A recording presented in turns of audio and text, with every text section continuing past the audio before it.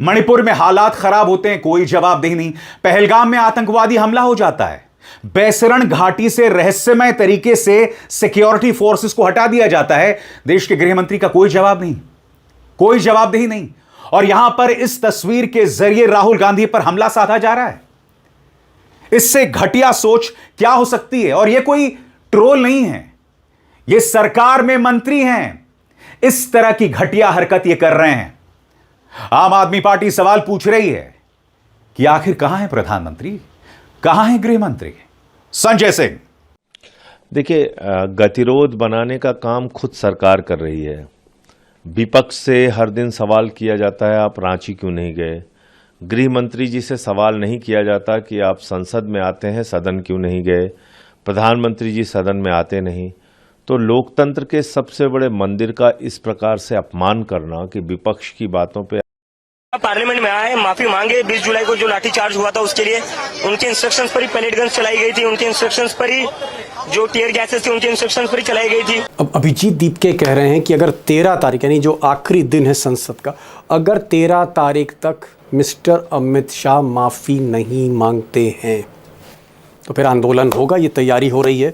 अब सच ये है कि अमित शाह के पास चंद घंटे, 2 दिन पहले मैंने कहा था 72 घंटे हैं, अब चंद घंटे हैं, क्योंकि 13 August is the last day of monsoon session of parliament. संसद का जो मॉनसून सत्र है वो 13 तारीख को समाप्त हो रहा है, और वैसे भी हर बार 15 अगस्त से पहले वो समाप्त हो जाता है 13-14 तारीख तक। तो 13 तारीख को सत्र समाप्त हो रहा है, सिर्फ 1 दिन बचे हैं, 4-5 घंटे की कार्रवाई है सदन की, संसद की। और अगर इन 4-5 घंटों के अंदर मिस्टर शाह ने माफी नहीं मांगी,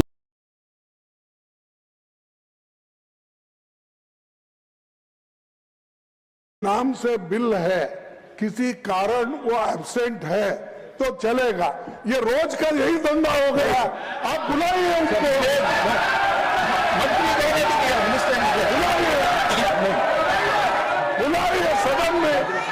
सदन में बुलाइए। अगर अमित शाह अपने विभाग से जुड़े बिल के समय सदन में होते, राज्यसभा में होते, तो कहा जा सकता था राहुल गांधी पूरी तरह से सही नहीं है, अमित शाह अभी डरे नहीं हैं। मगर वे तो अपने विभाग के बिल के समय भी राज्यसभा नहीं आए। ये पहला मौका था जिससे अमित शाह चूक गए। दूसरा मौका था राहुल गांधी की तरह सीधे पत्रकारों के बीच आ जाते, कहते मुझसे डरो मत, जो पूछना है पूछो। मगर उन्होंने यह भी नहीं किया। अमित शाह 12 अगस्त को दूसरी बार चूक गए। अब आते हैं, अमित शाह ने 2 समाचार एजेंसियों से मत, संसदीय कार्य मंत्री ने भी यही लिखा, राहुल भाग मत। खुद संसदीय कार्य मंत्री ने दिसंबर 2025 में चुनावी सुधार पर चर्चा के दौरान विपक्ष के लिए डरकर भागने का इस्तेमाल किया था। सर, ये लोग डर गए हैं, जवाब नहीं सुन सकते हैं। इतना दिनों से देश के सामने में झूठ फैला करके इन्होंने गुमराह करके चर्चा मिला। आज गृह मंत्री जी एक बात का जवाब दे रहे हैं, ये भाग गए, डर गए। उस दिन अमित शाह ने भी विपक्ष के खिलाफ भागने का इस्तेमाल किया। तो अब अमित शाह को इस बात से दिक्कत नहीं होनी चाहिए कि राहुल गांधी और विपक्ष के सांसद नारे लगा रहे हैं कि अमित शाह डरकर भाग गए, लापता हैं, या डरकर सदन में नहीं आ रहे। अमित शाह चाहे तो भागने का अपना ही यह बयान सुन सकते हैं। वैसे करंट लगने से सबसे पहले तो लापता, भाग गए, भगोड़े हैं, इस प्रकार की भाषा भारत की सार्वजनिक जीवन में और संसदीय जीवन में अभी अभी सुनाई पड़ती है। जब से संसद सत्र शुरू हुआ तब से लगातार मैं संसद में आता हूं, मेरी चैम्बर में बैठा हूं। चूंकि संसद भवन के अंदर विपक्ष संसद को चलने ही नहीं दे रहा है, दोनों गृहों में, तो कोई जाकर क्या करेगा? अमित शाह जब सदन में एक बार फिर नहीं आए तो फिर राहुल गांधी मौका छोड़ने वाले क्या? और मैंने कल भी आपसे कहा था कि राहुल गांधी आजकल इंदिरा गांधी बन गए, एक मौका नहीं छोड़ते, पक्की सियासत कर रहे हैं। तो राहुल गांधी ने कहा कि साहब ऐसा है कि अमित शाह सच नहीं बोलना चाहते, वो नहीं बताना चाहते हैं कि छात्रों पर जो पैलेट गन चली थी, गोली चली थी, उसके आदेश किसने दिए थे। अमित शाह ये देश को नहीं बताना चाह रहे हैं, हिम्मत नहीं कर पा रहे हैं, वो डर गए, इसलिए नहीं आ। क्या सरदार पटेल होते तो 15 दिनों तक लोकसभा ही नहीं जाते। बहरहाल अगर आप संगठन के हिसाब से अमित शाह की क्षमता की समीक्षा करेंगे तो उन्होंने कई बार साबित की है और विपक्ष को चुनावी मैदान में हराया है। 2013 में ही उन्हें उत्तर प्रदेश का प्रभारी बनाया गया।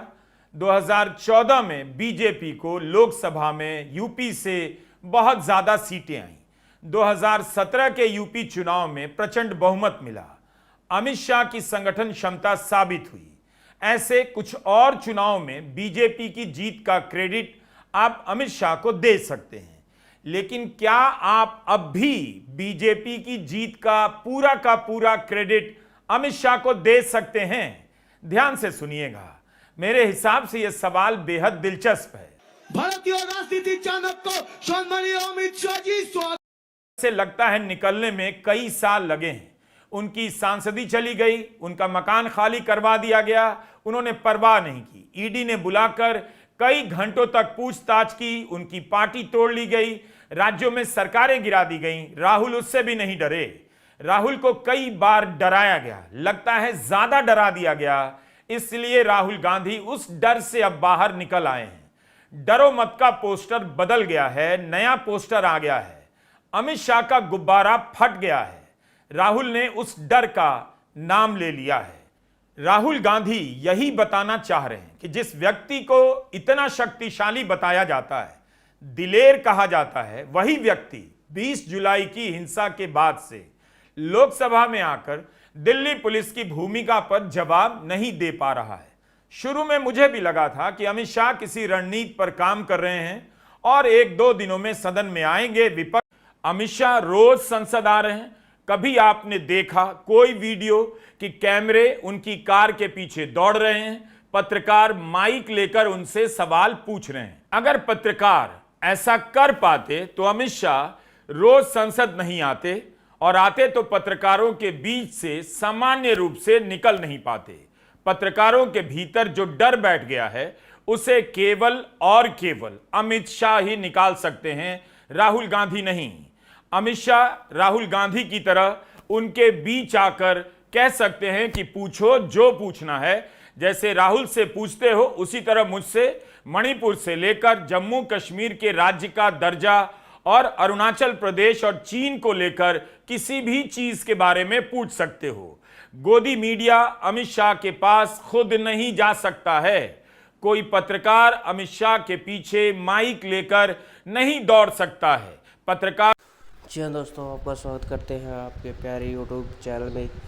तो आप जितने भी हैं तो आप हमारे इस चैनल को सब्सक्राइब कर लो ताकि हर वीडियो का नोटिफिकेशन आपको मिलता रहे। दोस्तों, अमित शाह के खास जिगरी दोस्त नरेंद्र मोदी, आप सबको पता है दोस्तों, अमेरिका के गुलाम हो चुका। दोस्तों, ट्रम्प जो कहता है मोदी वो सुनता है, वो मानता है। और आज देश की हालत ये हो गई है कि दोस्तों कि जो भारत अमेरिका के इशारों पे चल रहा है दोस्तों, लीडरशिप बदलने की ज़रूरत है दोस्तों। ठीक है, ये वही मोदी है दोस्तों जो कहते थे कि मैं भारत को झुकने नहीं दूंगा, पर आज भारत की दुर्दशा ऐसी इन्होंने कर दी है कि भारत झुकने से भी बदतर हालत में हो गया है दोस्तों। मैं आपको बता दूं अमित शाह के बारे में दोस्तों कि अमित शाह आज गुस्सा हो गए दोस्तों। गुस्से में बोल दिया कि ये लोग जो बोलते हैं कि मैं संसद नहीं आ रहा, तो मैं उनको बात बता देना चाहता हूँ कि इनको इतना प्रेशर है, मैं संसद आऊँगा और संसद के बीच में बैठूँगा और जितने भी लोग हैं उन सब का जवाब मैं दूंगा। तो यही है दोस्तों। तो आपको क्या लगता है दोस्तों कि क्या अमित शाह संसद में पहुंचेंगे और ये जितने भी हो रहे जवाब अमित शाह क्या देंगे? मुझे तो ऐसा नहीं लगता दोस्तों अमित शाह संसद में आएंगे अभी तक, ठीक है। और अमित शाह संसद में भी आ सकते हैं क्योंकि दूसरी तरफ रांची का प्रोटेस्ट चल रहा है दोस्तों, ठीक है। तो अभी जो खेल है दोस्तों वो अभी शुरू हुआ है दोस्तों, ठीक है।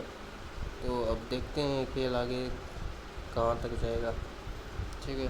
तो जितने भी लोग हैं आप हमारे चैनल पे जुड़े हुए हैं तो सबसे हाथ जोड़कर निवेदन है कि आप हमारी इस प्यारे से चैनल को सब्सक्राइब कर लो।